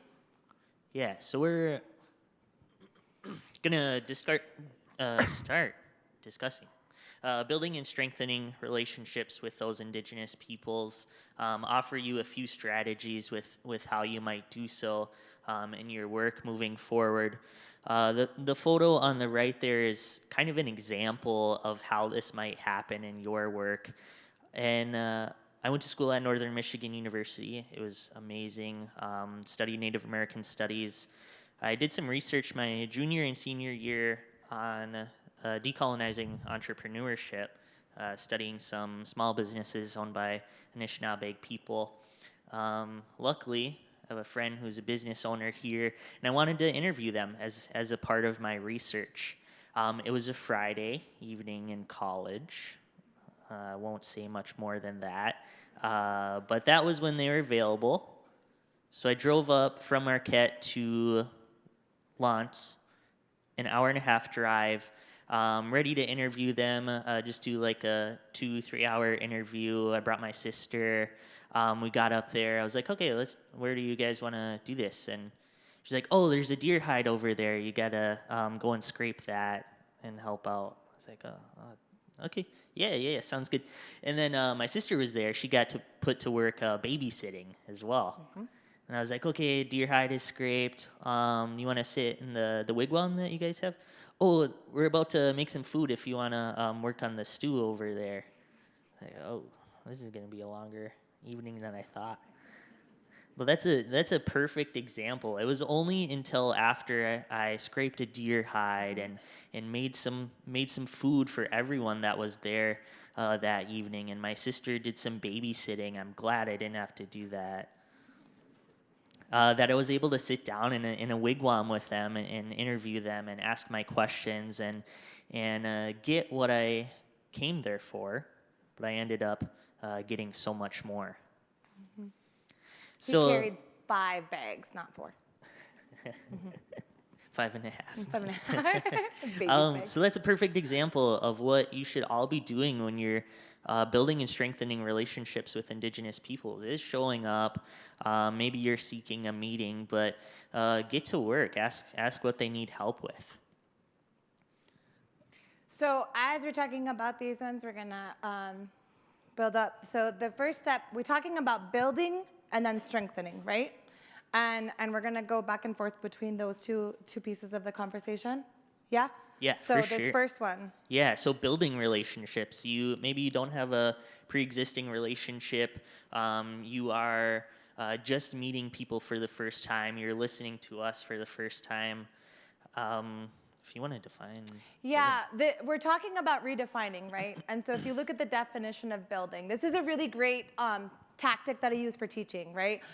Especially I worked in Ojibwe language immersion as a whole, and one of those ideas of worldviews, like this idea of a worldview, right? How do you explain to someone the idea of love? Let's just use that word just for an example, right? Love. What does that word mean to you? What does it invoke, right? Lots of people with some red gonna get some frilly hearts. We're gonna get some Valentine's Day Cupid stuff, right? Just those images will come up. Maybe you're thinking about that passion of love, or maybe you're thinking about your kiddos and just missing them now, or maybe you're thinking about love in all of these various ways that have come through, right? Social media, regular media. Is there regular media anymore, or is it all just social media? Whatever. Anyway, this concept of love, the idea of love. In Ojibwe, we have two terms for love. We have Shawena-Mitewin, right? And Zage-Itewin. Zage-Itewin is the one, how I was told, how you use that word is, it's a stingy love. So this is the one you would perhaps reserve for your partner, those who you would like to not share, right? Someone who you keep close because you want them for you. And in reality, that is actually kind of a toxic love. That idea of being stinginess, it is the same terminology you would call someone or say to someone about being like, you're withholding from the rest of our community and you're being stingy, right? That word, though it is considered the intimate version of love, it is most directly associated with the English translation of I love this person. It's actually kind of a negative term for us. There's another term that we have, Shwenem or Shwena-Mitewin. That term means to pity. Now in English, when all y'all think about that word pity, what is it? What do you see? Right, dirty, a little bit, kind of broken, maybe your shoes is a little flappy at the bottom, right? What's pitiful? Would you ever walk into your boss and be like, oh, please pity me today, right? No, heck no, you ain't allowed to do that. I'm feeling pitiful, right? I was taught as a little girl, I teach my little girls, I teach my children, all my sons and everyone, are you being pitiful right now? Are you being pitiful today? When you use that word pitiful, let's all right now everyone imagine your favorite 2-year-old, the one you like, not the other one. You know which one. The one you like, that one. And now imagine them in their cute little outfit, and they're at the park, and they see you, right? And they come running for you. They're like, oh my gosh, it's auntie, uncle, best friend, cousin, I don't know who you are, George, right? I'm so excited. And they come running down, and they fall. Take that biffer right on that concrete path, you know, when they get the scun, because it's shorts and 78 out here, and it's climate change, and everybody's wearing shorts in May now again. And they scun them up all the way up that leg right there. And they get up, and they're this, right? Everybody, in your heart right now, feel that? You feel that right there? That's how you define love. That is Ojibwe love.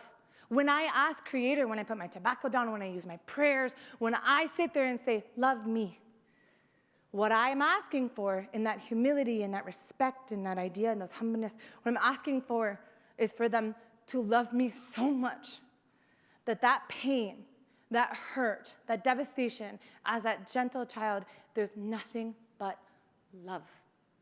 That's what the word pity means in my community, right? Does that help?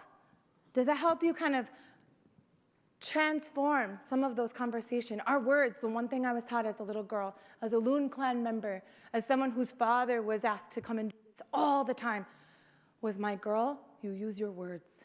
They are the most important things that you have. They will never, ever be able to be taken back.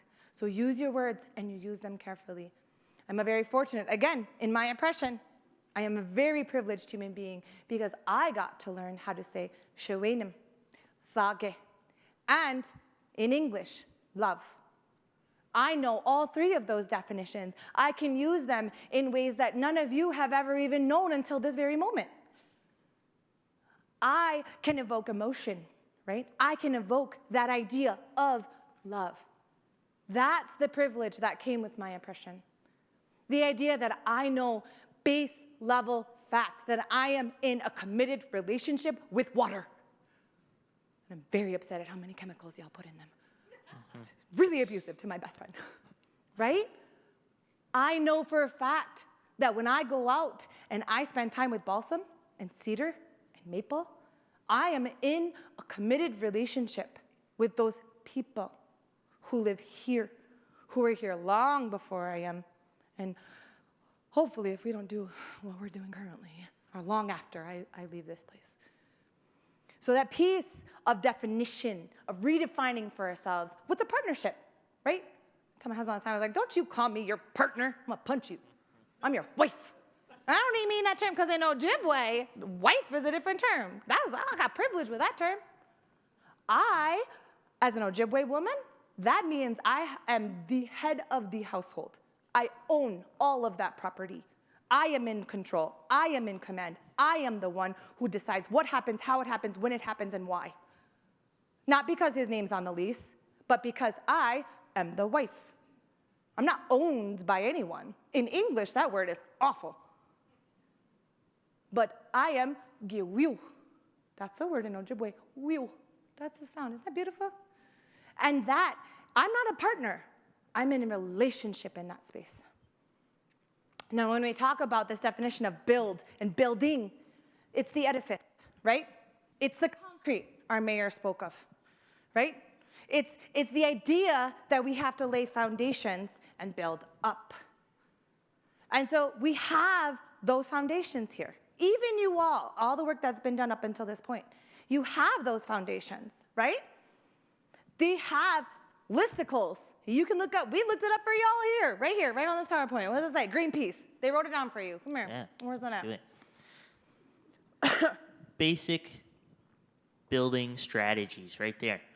We looked it up for you all last night. Just in case. Putting this together. We weren't sure. We didn't tell you to do your homework yet. So this is just from Greenpeace. Learn about the people native to where you live and visit. There is that land acknowledgement that we had earlier, which is really important. How is the environment around us? What has shaped it throughout thousands of years? Who has been here and enjoyed this landscape, and who will be here in the future? Educate yourself about this structural discrimination towards an intentional elimination of native tribes. Shout out to the Park Service, Yosemite National Park. Teddy Roosevelt did a good job at shoving out the indigenous peoples, getting them to work for him at the National Park Service and be token Indians.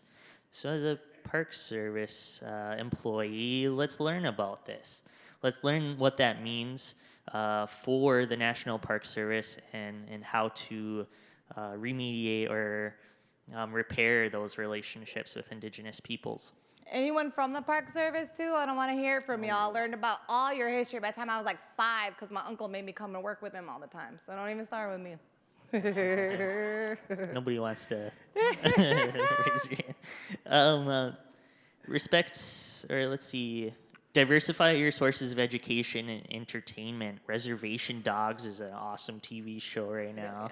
It's a comedy, but there's documentaries, there's lots of resources, there's social media, there's YouTube videos, there's so much that is just building your relationship with indigenous peoples. One piece, just to add on to that, the education piece that needs to be really well known, we are some of the best documented oppressed people on the planet. You just have to go to the historical societies. There were entire missions during the early 1900s to document and save. Still in the Smithsonian to this day, they have songs that I need, that I have to go and find, that we need to bring out there, right? Minnesota Historical Society, Wisconsin Historical Society, down at Northwestern, Chicago. There are, Ojibwe especially, now that's not true for all of our tribes, but Ojibwe people especially, this is written. The laws, the expectations, the policies, Congress. I studied Supreme Court law by the time I was 19 for fun to make sure I knew what was going on out there. It's all there. Just because you didn't learn it in 10th grade doesn't mean it's not true. We know that, you guys. Slam. Yeah. Demand an end to the use of native mascots. Duh. Again, Yeah, all this Indians. is just building. So we're going to go back to these slides. I'm going to pull these back up again. So this is an example of building, right? This is a start. We're going to go back to those two sentences that we pulled out specifically about this idea of timely, meaningful, substantive dialogue. The key term in here that I have a problem with, that I'm struggling with, anyone want to guess? Dialogue. That's not policy. That's not law. What people do not understand fundamentally, and again, this is not your fault. It's not. I am not a shamer and I'm not a blamer. But the fact of the matter is, this is a treaty obligation. This is a legal obligation. We had a conversation last night. I wasn't sure if I was going to bring it up, but I'm going to say it because I say the things. Sometimes I quiet things out loud. It was way louder with a microphone. I heard recently that it might be, and I'm heard, might, don't quote me on this one. It might be inappropriate to include Indigenous peoples in a BIPOC context. Why? What is the difference between Indigenous folks and all the rest of us talking about in that oppressive state?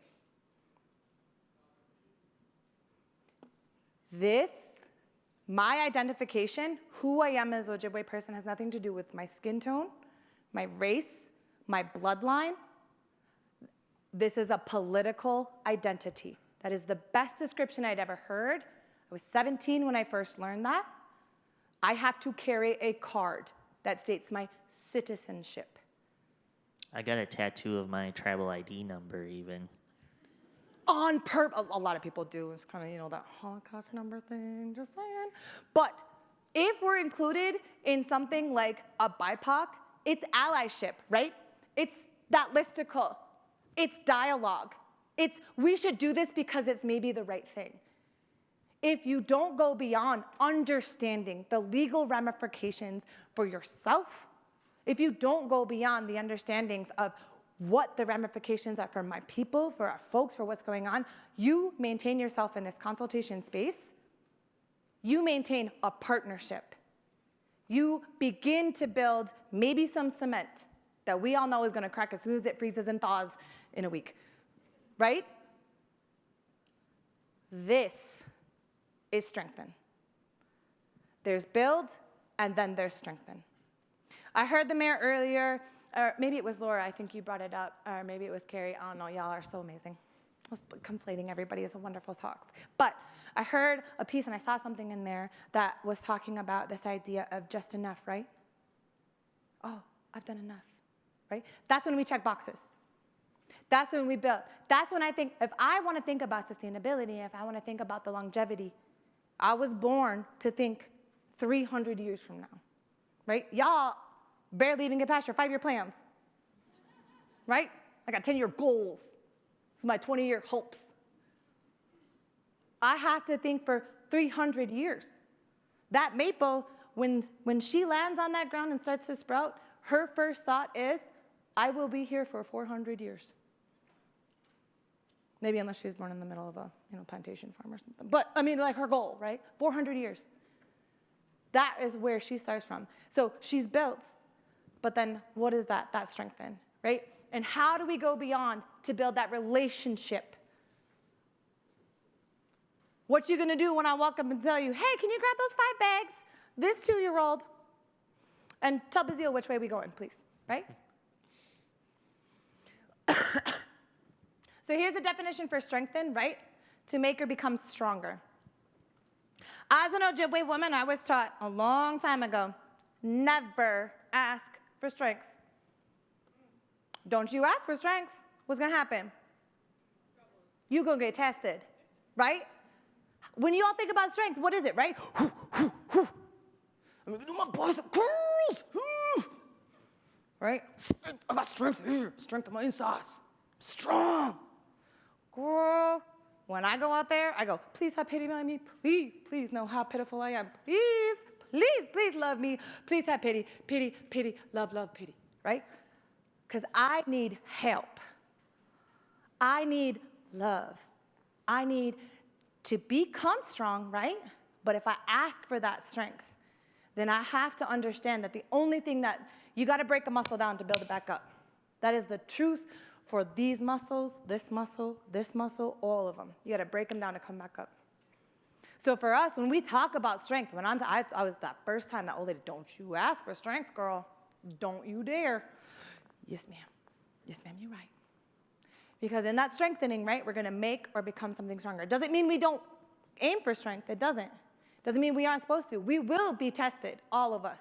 We're in the midst of the greatest exam of all of our lives. right now.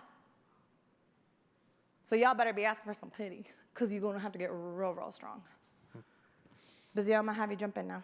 Well, yeah, so we'll take a step back when we're strengthening, right? Let's like re-look at our foundation, slow down and listen. Reflect, are we listening enough, or are we talking too much? Nikki recently on a call with her, I was talking about this presentation. Something she would tell to folks is, actually if you could pull that quote back up for me, thank you. AV crew, shout out to AV crew. Yeah, AV. Perhaps we should all slow down and talk to each other to share and learn. Let's be kind, patient, and encouraging. Let's listen to those indigenous peoples on our committees. Let's visit with them, have coffee with them in the evenings if they invite you over, or call them up, ask them if I can visit. Host listening sessions where your agency or your team can go into these communities when invited, host a listening session to just sit there. Don't talk, just listen to these community members. Our topic right now that I'm working on is the return of indigenous fire or controlled burns. We're going to do listening sessions throughout the next 2 years. We're going to sit there and listen. What do you know about fire? What do you want regarding fire? And ask, what can you do to help? So those are a few strategies. I encourage you to take a photo. I'm going to have him go back just for 1 sec here. This idea of build yourself. That's a concept that I pushed out there, and that was that blame and shame, right? This idea of building yourself. It's well recognized, documented, and known in my communities that we are dealing with intergenerational trauma, right? That the drug use, the abuse, the loss, everything in our oppressed communities are coming from direct results of PTSD, right? Trauma. I want to remind all of you that it wasn't my grandfather who first beat the children. It was your father who got beat up first, right? Y'all need to understand that this is not my trauma you guys are watching leak into those rivers. That is not my abuse that are taking down these trees. You saw the way that my people see themselves on this place, see themselves in this earth, see themselves as relationship. What happened long ago was the relationship that was broken for you. It is not your fault any more than it was hers. She showed up with her mama hurting and sad. That wasn't her fault, and it wasn't yours either. It wasn't your fault that an education system didn't give you the knowledge that you needed to walk into St. Paul and understand how to see treaty rights here. It wasn't your fault. It wasn't your fault that you showed up here tired. We have all been asked too much. We have all been removed from those relationships and those spaces. That shame and that blame. It's therapy, y'all. It is anxiety. It is depression. You want to talk about the most mental health. I am fully aware of the fact, and all of us, everyone's in this room, we all know it. The studies are proving it. Western science has proven it. The answers for literally everything. Climate change, trees, right? When you're sick and you got depression, what you do? Go out to those trees, right? When you're ADHD kids in the classroom, driving you crazy, jumping up off the walls, behavioral issues, what do? Trees. Get them outside. Get out there. You are humans. You were born on this earth. She is the one who put iron in your blood. She is the one who gave you water to swim in. She is the one who sat there and gave you every ounce of who you are. And you look at her and say, "Oh, don't touch me. Oh, you're dirty. Let me put some concrete on my feet." Your knees hurt because you walk on concrete. right? You gotta get a hip replacement. Girl was 23, or girl at my house last week, 23 years old. 2 girls, both of them need hip replacements. 23 years old, y'all. These girls for the first time came up and put their feet on that soil, touched barefoot, saw trees. That is the truth for the majority of our people left here in this place. Not me. Not me. My oppression saved me. My oppression raised me on some backwoods little reservation, way the heck up on Lake Superior, where I learned that dinosaurs were real. Right? This isn't something I have to learn. I have to teach it on my help with my babies. But that was not me. That was not us. We're lucky. There's a moment when you start in that building space, you have to see yourselves here. You have to understand. It don't matter you didn't come from these rocks. You're here now. There were rocks that birthed you once. There are minerals in your blood that you carried, that your grandpa carried, that your great-grandpa carried. They're still there. They still exist there. And that builds yourself. If you find yourself, if you pull yourself in, if you see yourself in relationship again, that's when you can see an auntie and carry a bag and nod and say, yes, ma'am. That's when you raise daughters, right? That is the piece that starts all of us. We can't have our foundations be concrete no more, y'all. We just cannot. We cannot. We're going a bit past our time. For sure. We had some other conversation. Shh, don't tell them. Carey is right over here. We'll pull these up. These aren't as necessary for y'all. If you want to go to this next one, the guiding principles here. We did a lot of work on the tribal adaptation menu. It's another crew that we worked We got Sarah over there. What's up, my girl? We got any other TAM team crew here? Is it just us? Oh, Steven was here. Where's Steven? And Maria, you're over there somewhere too. What up, TAM team? Somewhere. So this is a great opportunity. This whole menu that we worked on, are we doing a presentation here too, guys, or no? Yeah? Okay. Go see that one so you can learn all about the TAM. When you learn about all of that, when you're engaging in that relationship and those conversations, understand that that entire menu, the majority of it was actually written, it was probably like a day of actual writing, but we spent 2 years, 3 years, 4 years, continuing still. What are we on, year 7? I don't even know where we're at right now. Consistently meeting, talking. Consultation is not, Stephen Handler, I'm calling you out. Stephen Handler from NIAX, I'm going to stand over here and tell everybody what the heck it is that I want to do for my institution and my agency. It wasn't. It was Stephen sitting at a table with me and Jerry and Melanie, Tansy, Robin, 5 important, professional, indigenous human beings for years, literal years. No, you can't call them invasive species because they are just beings who come from another place. No, we have to talk about love, y'all, because we need to know what pity is, right? Over and over and over again. That's why we call ourselves the TAM fam, right? My kids grew up thinking that Rob is Uncle Rob. Who's that? Is that another uncle? I mean, sure, yeah, why not?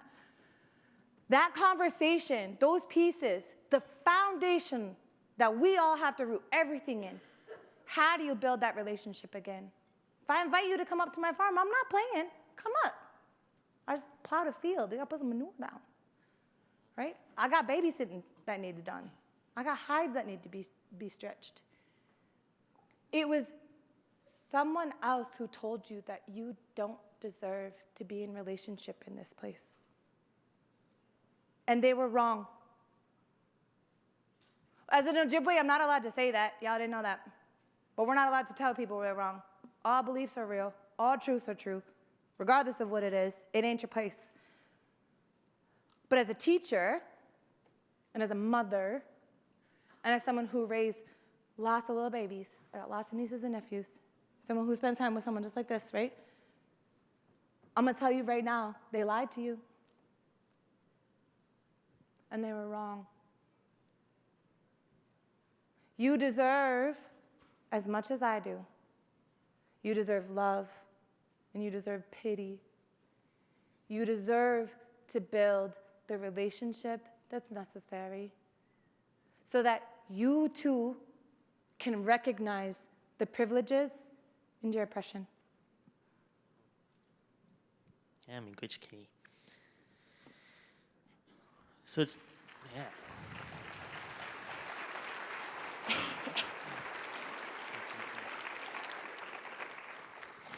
So it's time to do your homework. You're welcome.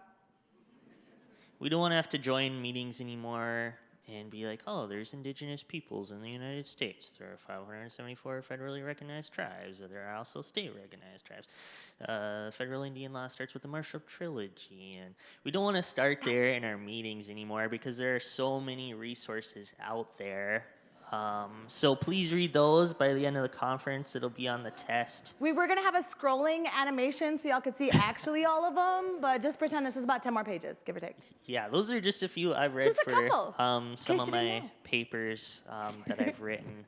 But here are just a few resources. We don't have time to cover those at all, but ask yourselves, how will you center Indigenous knowledges throughout your work and throughout the rest of this conference?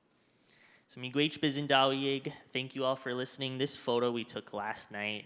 We were like, realized how we do don't we have a picture not have together. a photo together? It's at this So we window. took a mirror selfie. Yeah, miigwech bizindawig, thank you all for listening.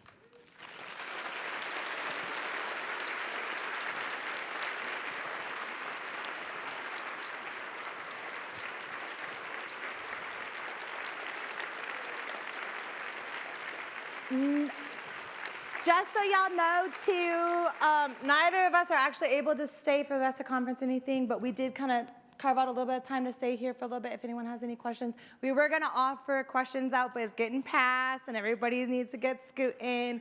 So feel free to come up if y'all have any direct questions or need to contact us at all. We do appreciate it. Thank you so much, y'all. Thank you. I will now shake your hand because I have listened to you, and you dropped a feather. How did I even get a feather? I don't know, but it was magical. That was Okay, magical. so I'm supposed to do a bunch of housekeeping stuff because we're really far behind schedule. I really don't foresee how that possibly happens. We're going to skip all of this. You have an arc of the week. Talk into your microphone. Talk to people if you don't know how to use Whova. Be good to your peers and yourself. And I let you all go out, and I will offer you a poem before you go. No, in fact, I will. Yes, I will. Okay. Here's the closing poem. My group does a poem every week. Bus stop. While our elected officials have been driving planet Earth drunk on the campaign contributions and fossil fuel dollars, unconcerned about our destination, we ride on this lone conveyance, having consulted the now faulty route map, paid our fair fare, and pulled the stop requested cord to get off at 350th Street. But there is no response, no slowing toward the curb. Instead, we speed up past 400th, the windows blurring the apocalypse. Nearby, Bernard tells whoever will listen that the whole system perpetuates this disaster, while Cousin Barbara yells, "Stop the goddamn bus." Have a good week, stop the bus, do great things. We have no choice.